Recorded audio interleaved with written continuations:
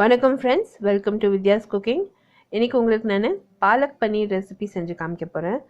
இது அம்மாவோட ரெசிபி. இது ரொம்ப நல்லா பிரமாதமாக வரும். இந்த பாலக் பன்னீர் வந்து ரொம்ப சிம்பிள் ரெசிபி. நீங்கள் வந்து ஒரு டின்னர் பார்ட்டியோ இல்லைனா லன்ச் பார்ட்டி நீங்கள் ஹோஸ்ட் பண்ணுறதா இருந்தால் இந்த பாலக் பன்னீரோடு நீங்கள் பட்டர் நான் செஞ்சு நீங்கள் பரிமாறினீங்கன்னா ரொம்ப நல்லாயிருக்கும். இது ரெஸ்டாரண்ட் ஸ்டைலில் வந்திருக்கு. ரொம்ப அருமையான ஒரு பாலக் கறின்னு சொல்லலாம். இதுக்கு தேவையான பொருட்கள் எல்லாம் எடுத்து ரெடி பண்ணி வச்சுருக்கேன். பாலக்கீரை, பசலைக்கீரை வந்து நல்லா ஒரு 3 முறை கழுவி தண்ணியெல்லாம் இருக்க வச்சு அது பொடியை நறுக்கி வச்சுருக்கேன். ஜல்லடை பாத்திரத்தில் தண்ணியெல்லாம் வடிய விட்டுடுங்க. பொடியை வந்து டொமேட்டோ, வெங்காயம், கொத்தமல்லி நறுக்கி வச்சுருக்கேன். மல்லி இலை நறுக்கி வச்சுருக்கேன். பன்னீர் 1/2 kg க்யூபாக கட் பண்ணி வச்சுருக்கேன். ஃப்ரெஷ் க்ரீம் தேவைப்படும். மசாலா பேஸ்ட்டுக்கு இஞ்சி, பூண்டு, பச்சை மிளகாய் பொடியை நறுக்கி வச்சுருக்கேன்.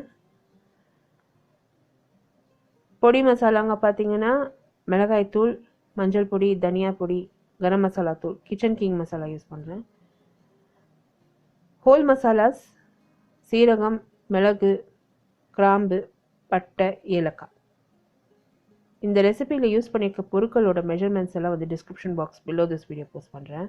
அப்படி இல்லைன்னா ஐ கார்டு அபவ் திஸ் வீடியோ நீங்கள் கிளிக் பண்ணிங்கன்னா என்னோடய பிளாகுக்கு டைரக்ட் ஆகும். பிளாகில் வந்து டீட்டெயில் ரெசிபி இருக்குது. நான் இந்த ரெசிபியில் வந்து உங்களுக்கு காமிக்காத ஐட்டம் 2 பொருட்கள் இருக்குது. ட்ரைடு ஃபெனுக்ரீக் லீவ்ஸ், அதாவது உணர்ந்த வெந்தயக்கீரை, தயிர். இது 2 ஐட்டம் தான் உங்களுக்கு காமிக்கல. மீதி ஐட்டம்ஸ் எல்லாமே காமிச்சிருக்கேன். அந்த ஐட்டம் நான் இப்போது கறி தயார் பண்ணுறப்போ நான் வந்து உங்களுக்கு காமிக்கிறேன். ஒரு 4லேருந்து 5 டேபிள் ஸ்பூன் அளவுக்கு எண்ணெய் சேர்த்து ஒரு பேனில் மிதமான தீயில் நல்லா காய வச்சு எண்ணெயை அதில் பன்னீர் சேர்த்து லைட்டாக ஃப்ரை பண்ணிக்கிறேன். ரொம்ப ஃப்ரை பண்ணுற போகிறதில்ல, லைட்டாக ஃப்ரை பண்ண போகிறேன். அது லைட் பிங்க் கலர் வந்ததும் ஒரு ஜல்லடை கரண்டி வச்சு நல்லா அந்த எண்ணெய்லாம் இருத்து அந்த பன்னீரை எடுத்து ஒரு தட்டில் போட்டு சேர்த்து வச்சுக்க போகிறேன். இந்த பன்னீரை ரொம்ப வறுக்க போகாதீங்க. வறுக்க போனீங்கன்னா அது வந்து கெட்டியாயிடுது. ஸோ அது வந்து சாப்பிட்றதுக்கு நல்லா இருக்கிறது இல்லை. அந்த பன்னீர் உள்ள கூட அந்த மசாலா வந்து சீக்கிரமாக ஊறாது. ஸோ லைட்டாக ஃப்ரை பண்ணோம்னா போதும். அந்த பன்னீர் வந்து நம்ம குழம்புல சேர்த்து கொதிக்க வைக்கிறப்போ அந்த மசாலாலாம் நல்லா ஊறி நல்லா டேஸ்ட்டாக இருக்கும். எப்போவுமே இந்த மசாலா நீங்கள் தயார் பண்ணுறப்போ இந்த பன்னீர், பாலக் பன்னீர் 6 hours முன்னாடி பண்ணுங்க. அப்படி இல்லைன்னா ஒரு நாள் முன்னாடியே பண்ணி எடுத்து நீங்கள் ஃப்ரிட்ஜில் வச்சிங்கன்னா மறுநாளுக்கு ரொம்ப அருமையான டேஸ்ட் இருக்கும். எப்போவுமே இது மறுநாள் வந்து அந்த பன்னீரில் மசாலாலாம் ஊறி ரொம்ப நல்லாயிருக்கும். ஸோ இப்போ பார்த்தீங்கன்னா அந்த பன்னீர் நல்லா ஃப்ரை ஆயிடுச்சு. எண்ணெய்லாம் இருத்து ஒரு தட்டில் சேர்த்து வச்சுருக்கேன். அதே எண்ணெயில் நம்ம மசாலா ஃப்ரை பண்ணணும். ஸோ அந்த பன்னீரில் வந்து ஒரு பச்சை வாடை இருக்கும். ஸோ அது வந்து போகிறதுக்காக தான் நான் லைட்டாக ஃப்ரை பண்ணுறேன். இப்போ இந்த பன்னீர் வந்து நல்லா ஃப்ரை ஆயிடுச்சுங்க. எடுத்து பிளேட்டில் சேர்த்து வச்சுக்கிறேன். இன்கேஸ் வந்து உங்களுக்கு அந்த பன்னீர் ஒன்றோட ஒன்று ஒட்டுற மாதிரி இருந்தாக்கா நீங்கள் வெந்நீரில் சேர்த்து வச்சுக்கலாம். அது ஒன்றோட ஒன்று ஒட்டாது. இப்போ எண்ணெய் அப்படியே இருக்குது பாருங்க, எண்ணெய். அதுலேயே வந்து இஞ்சி, பூண்டு, பச்சை மிளகா, மிளகு, சீரகம், கிராம்பு, ஏலக்காய், பட்டை எல்லாம் சேர்த்துருக்கேன். சேர்த்து எல்லாத்தையும் ஃப்ரை பண்ணியிருக்கேன். பச்சை வடை போகிற வரைக்கும் நல்லா ஃப்ரை பண்ணியிருக்கேன். அரை பகுதி அளவுக்கு வெங்காயம், பொடியாக நறுக்கி வச்சுருக்கேன் வெங்காயம். அரை பகுதி அளவுக்கு தக்காளி பழம் சேர்த்துருக்கேன். சேர்த்து நல்லா ஃப்ரை பண்ண போகிறேன். மீதி இருக்கிற அரைவாசி மீந்து இருக்கிற தக்காளி பழமும் வெங்காயமும் நம்ம மசாலாவுக்கு சேர்த்துக்கலாம். மல்லி இலை கூட சேர்த்துக்கினேன். சேர்த்து எல்லாத்தையும் ஃப்ரை பண்ண போகிறேன். இந்த வெங்காயம், தக்காளி எல்லாம் நல்லா வதங்கி சுருங்கி வரணும். அது மேலே எண்ணெய் மிதந்து வரணும். அது வரைக்கும் நல்லா வதக்கணும். இப்போ மேலே எண்ணெய் மிதந்து வந்திருக்கு பாருங்க. இதில் பொடியை நறுக்கி வச்சுருக்க அந்த பசலைக்கீரை, பாலக்கீரை சேர்த்துக்க போகிறேன். இது நல்ல பெரிய கட்டு பசலைக்கீரை. நீங்கள் வெயிட் பார்க்குறதா இருந்தாக்கா 2 kg அளவுக்கு இருந்தது. பெரிய கட்டு பசலைக்கீரை எங்கள் ஓனரம்மா கொடுத்தாங்க எனக்கு. இது வந்து அவங்க தோட்டத்தில் வளர்ற கீரை. ஸோ அவங்க வந்து ஃப்ரெஷ்ஷாக கொடுத்தாங்க. ரொம்பவே அருமையாக இருந்தது.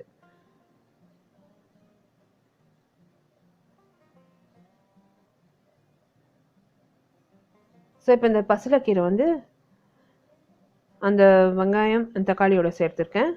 இது நல்லா ஃப்ரை பண்ணணும்.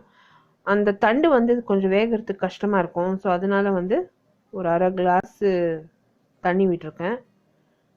விட்டு நம்ம இதை கொதிக்க வைக்கணும். எப்படி நம்ம கீரை குழம்பு தயார் பண்ண போகிறோம் அதே மாதிரி இது பண்ணணும். இதில் உப்பு சேர்க்கல. மசாலா நான் தயார் பண்ணுறப்போ உப்பு சேர்த்துக்கிறேன்.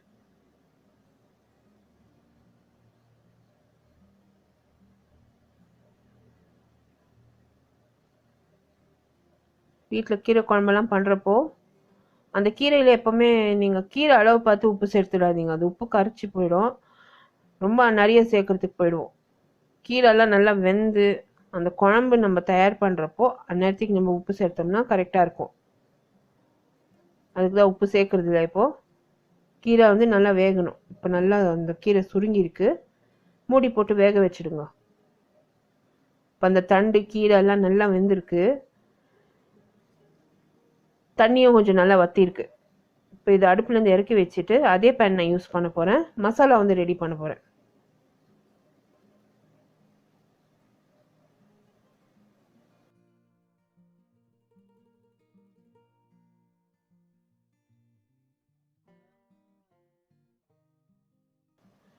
இப்போ அதே பேன் யூஸ் பண்ணுறேன். மசாலா வந்து ரெடி பண்ண போகிறேன்.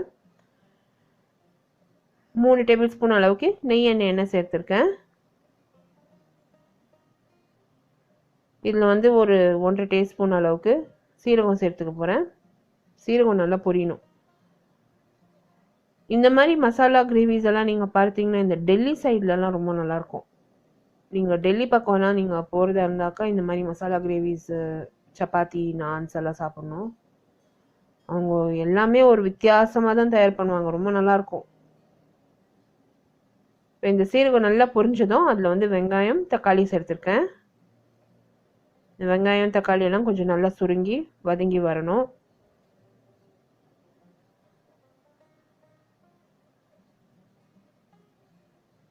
ரொம்ப அருமையாக இருக்குங்க. நான் வந்து டெல்லியில் போயிட்டு வேலை விஷயமா போயிருக்கேன். வேலை பண்ணிகிட்ருக்கப்போ போயிருக்கேன். ரொம்பவே நல்லா இருக்கும். அவங்க இந்த மாதிரி பாலக்கறி பன்னீர் எல்லாம் ரொம்ப நல்லாயிருக்கும் டெல்லியில். ஸோ கண்டிப்பாக டெல்லிக்கெல்லாம் நீங்கள் விசிட் பண்ணுறதா இருந்தால் இந்த மாதிரி ஐட்டம்ஸ் அங்கே சாப்பிடுங்க. ரொம்ப நல்லாயிருக்கும். அந்த பாலக்கீரை வந்து மிக்சியில் சேர்த்து நல்லா அரைச்சிட்டேன். சுத்தமாக தண்ணி விடல. வழுவழுன்னு அந்த பாலக்கீரையை நல்லா அரைச்சி எடுத்து வச்சுருக்கேன்.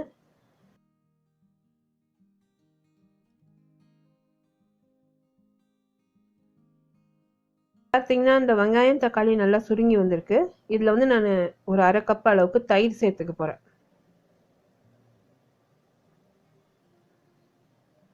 மசாலா பொடிங்க எடுத்து வச்சுருக்கோம் இல்லையா, மஞ்சள் பொடி, மிளகாய் தூள், கரம் மசாலா தூள், தனியாத்தூள் இதெல்லாம் வந்து சேர்த்துக்க போகிறேன்.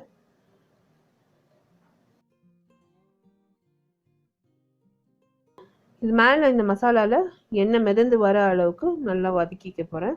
மேலே நல்லா எண்ணெய் மிதந்து வரணும்.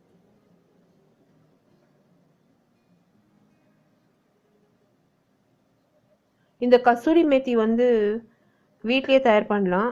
நல்ல வெயில் இருக்கணும். அந்த வெந்தயக்கீரையை நல்லா கழுவிட்டு ஒரே ஒரு வேக்காடு வேக வச்சு அந்த தண்ணியெல்லாம் புழிஞ்சு எடுத்துட்டு நீங்கள் ஒரு டவல் மேலே நல்லா பரவலாக வச்சிட்டிங்கன்னா கீரை நல்லா உணர்ந்து போயிடும். ஸோ அது உணர்ந்த கீரையை வந்து நீங்கள் எடுத்து பாட்டிலில் சேர்த்து வச்சுக்கலாம்.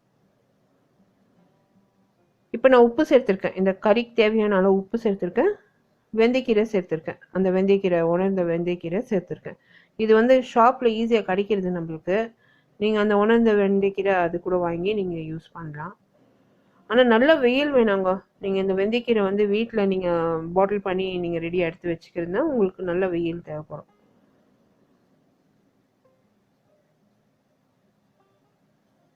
இப்போ இதில் வந்து நான் அந்த அரைச்சி வச்சுருக்க பாலக்கு விழுதை நான் சேர்த்துருக்கேன். மசாலாவில் நல்லா மிக்ஸ் பண்ணணும். இப்போ இந்த பாலக்கீரையும் அந்த மசாலாவும் நல்லா மிக்ஸ் பண்ணணும். மிக்சியில் இருக்க பாலக்கீரையை வேஸ்ட் பண்ணாதீங்க. அதில் ஒரு கிளாஸ் தண்ணியை விட்டு நல்லா கரைச்சி இந்த குழம்புல சேர்த்துருங்க. சேர்த்து இப்போ நம்ம வந்து எல்லாத்தையும் நல்லா மிக்ஸ் பண்ணி உப்பு ஒரு வாட்டி செக் பண்ணி உப்பு சேர்த்துக்கோங்க. இது நல்லா கொதிக்க விடணும்.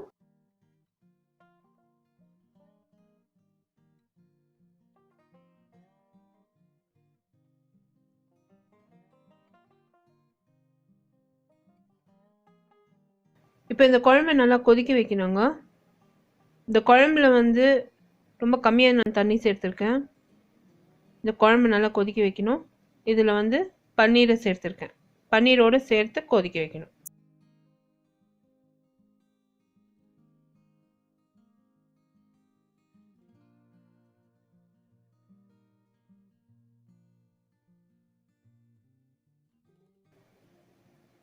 இப்போ இது வந்து நல்லா மிக்ஸ் பண்ணி இந்த பன்னீரை குழம்புல ஒரு 2 நிமிஷம் கொதிக்க விட போகிறேன். இந்த ரெசிபி இன் டீட்டெயில் என்னோட பிளாகில் இருக்கும். பிளாக் லிங்க் வந்து description box below this video இருக்கும். அப்படி இல்லைன்னா I card above this video நீங்கள் கிளிக் பண்ணிங்கன்னா என்னோட பிளாக் டைரக்ட் ஆகும். All the recipes are also posted in YouTube English. YouTube இங்கிலீஷோட சேனல் கூட description box below this video இருக்கும். என்னை வந்து ரெகுலர் அப்டேட்ஸ்க்கு இன்ஸ்டாகிராம், ஃபேஸ்புக் அண்ட் ட்விட்டரில் லைக் பண்ணி ஃபாலோ பண்ணுங்கள். All my social media handle லிங்க்ஸும் description box below this video இருக்கும். பாலக் பன்னீர் வந்து நல்லா கொதிச்சிருக்குங்க. ஸ்டவ் ஆஃப் பண்ணிவிட்டு இதில் வந்து நான் ஃப்ரெஷ் க்ரீம் சேர்த்து மிக்ஸ் பண்ணியிருக்கேன். இந்த ரெசிபி வந்து ரெடி ஆயிடுச்சுங்க. இது நம்ம வந்து பரிமாற வேண்டியது தான். நல்லா சுட சுட நம்ம இது பரிமாறினோம்னா ரொம்ப அருமையாக இருக்கும். பட்டர் நானோட ரொம்ப நல்லாயிருக்கும், ரொட்டியோட ரொம்ப நல்லாயிருக்கும். ஸோ கண்டிப்பாக ட்ரை பண்ணி உங்களோட காமெண்ட்ஸ் எல்லாம் போஸ்ட் பண்ணுங்கள். இந்த ரெசிபி வந்து எங்கள் அம்மா வந்து வீட்டில் ரெகுலராக பண்ணுவாங்க. சப்பாத்திக்கெல்லாம் ரொம்ப நல்லாயிருக்கும். இன்கேஸ் பன்னீர் நீங்கள் சாப்பிட்றதுக்கு விரும்பலைன்னா நீங்கள் வந்து இதில் ஸ்வீட் கார்ன் சேர்த்துக்கலாம், உருளைக்கிழங்கு வறுத்து சேர்த்துக்கலாம் பன்னீருக்கு பதிலாக. இப்போ இந்த கிரேவி வந்து நான் பரிமாறியிருக்கேன். மேலே க்ரீம் கார்னிஷ் பண்ணி பரிமாறியிருக்கேன். ரொம்பவே அருமையாக வந்தது. ட்ரை பண்ணிவிட்டு உங்களோட கமெண்ட்ஸ் எல்லாம் போஸ்ட் பண்ணுங்கள். இந்த வீடியோ ரெசிபி நீங்கள் பார்த்து என்ஜாய் பண்ணிங்கன்னா எனக்கு ஒரு தம்ஸ் அப் கொடுத்து சப்ஸ்கிரைப் பண்ணுங்கள். அடுத்த புதிய ரெசிபியோடு உங்களை மறுபடியும் சந்திக்கும் வரை this is Vidya Lakshmi. Thank you so much for வாட்சிங். பை.